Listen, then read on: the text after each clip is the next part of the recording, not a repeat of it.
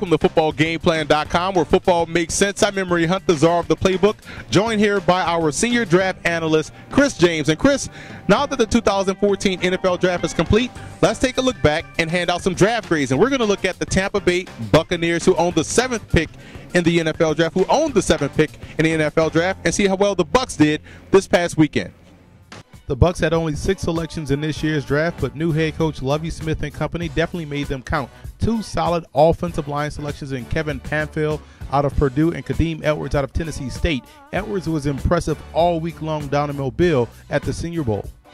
Now, what I liked most about the Bucs draft was how much they bolstered their receiving core by adding wide receivers Mike Evans out of Texas A&M, Robert Herron out of Wyoming, tight end Austin Seferian-Jenkins out of Washington, and even running back Charles Sims out of West Virginia, who not only has very good receiving skills, but is also a very good pass protector. He showcased those skills all week long down in Mobile. Evans is a Vincent Jackson clone that'll make the contestant catch routinely.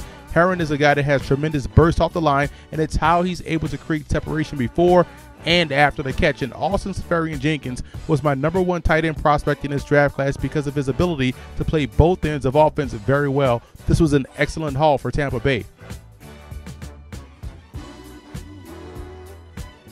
What I questioned about the Bucs draft was not adding a linebacker. I think one area of improvement on that Bucs defense would be at strong side linebacker. To not address that with one of their selections was a big miss. Maybe instead of Charles Sims in round 3, maybe a guy like Carlos Fields out of Winston-Salem State, Shaquille Barrett out of Colorado State, or even Tyler Starr out of South Dakota would have been very good options.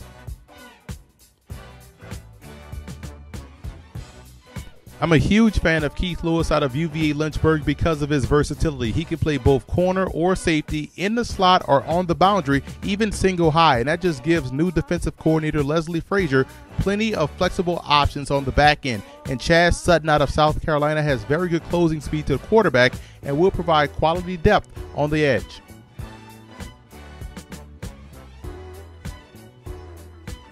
I gave the Bucs an A for their draft. The major issue with Tampa was the lack of options in the passing game. That isn't the case now with the new talent they've added in the draft. They weren't bad at all on defense, and now with the improvements they made on the offensive side of the ball, the Bucs look to contend once again in the NFC South. And I also want to give a huge shout out to Buccaneer fan forums for always showing football game plan support.